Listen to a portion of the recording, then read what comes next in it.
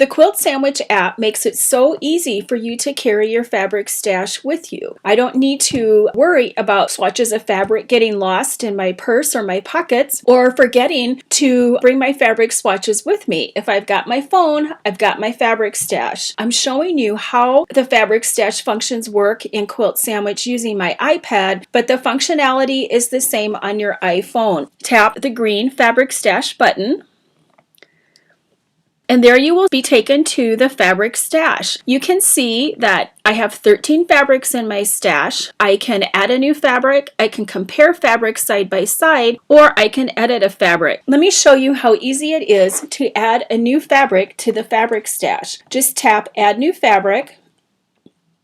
I can snap a picture, I can pull in a picture from my camera roll or my photo library, or I can pull in an image that I have already stored within the QuiltSandwich app. I'm going to snap a picture. So here I've got this really great yellow-orange polka dot, so I'm going to take my picture and I'm going to use my photo. I can retake it if I don't like it. And now I can see a picture of my fabric. I'm going to go ahead and save it.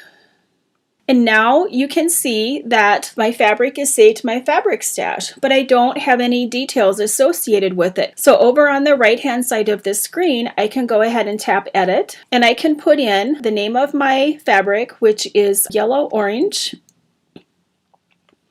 dot. And it cost me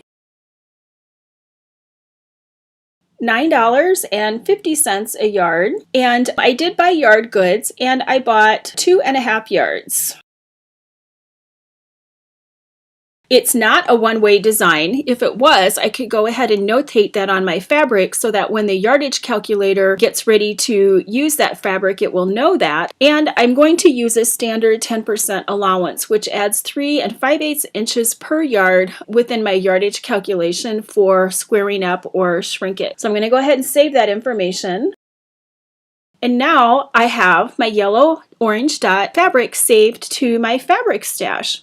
Now, let's say that I want to compare my fabric side by side. So let's tap that green button. And now I can compare my yellow-orange dot to the navy blue. I can compare it to my yellow plaid, the blue, the dark blue, my turquoise, and I can check my fabric purchases as I'm in the store against fabrics that I may have at home in my fabric stash. The other thing that is so easy to do within Fabric Stash is you can tap and move your fabrics to be in any particular order that you want. So if there's two that you want to quickly compare side by side, I think I want to compare this yellow and this purple, where we can see that it's right next to the purple fabric. So it's pretty easy to get an understanding of how fabrics can work together in a general way using Fabric Stash. Now, if I need to delete a fabric, I'm going to tap on Edit.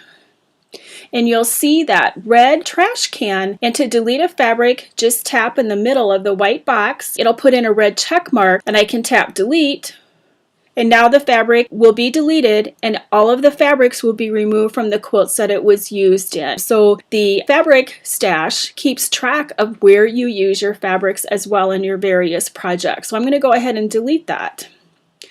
The other thing that I wanted to show you with Edit is that you can look at your fabrics from a couple of different ways. You'll see that the green used words are highlighted, and then there's a number in the white box. That tells you the number of times that a fabric has been used throughout all of your projects. You can also look at your fabrics by how wide they are, and you can take a look at that third one in the top row, and I've got a fat quarter, so it knows whether or not it's yard goods or fat quarters. If I want to look at a particular price of a fabric, I can do that, or I can also look at the original starting amount of what I originally purchased. You can see that some of the fabrics are marked 0 because those came in with the demonstration quilt that comes with the app Jewel Box Quilt. Or it could be that you never assigned the number of yards into the Fabric Stash as well. So how much information you put in is totally up to you. The app doesn't make you put in any information that you don't think is important.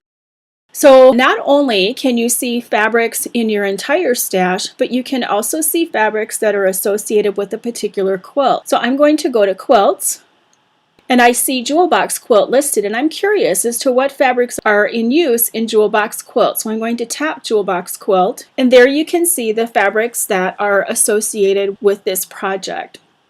You can compare fabrics just like you could before in the fabric stash, and you can add new fabrics as well. One thing I want to make sure that I tell you is on the iPhone, to get back to your fabrics or back to your quilt, when you're in Compare Fabric, just tap the green Fabrics button at the bottom of your screen so you can get back to your fabric stash or the quilt that you are working on. Because of the limitation of the size of the phone screen, we wanted to give you as big of a fabric swatch as we could. So just tap on that green Fabrics button at the bottom of your screen and you'll be taken back to where you started from. So the fabric stash is a great way for you to carry your fabrics with you in the palm of your hand, and as long as you've got it loaded, you don't have to worry about whether or not you've got your fabrics with you. As long as you've got your phone or your iPad, you are good to go. If you have any questions about fabric stash or the QuiltSandwich app, please go to our website, quiltsandwichapp.com, and send us an email.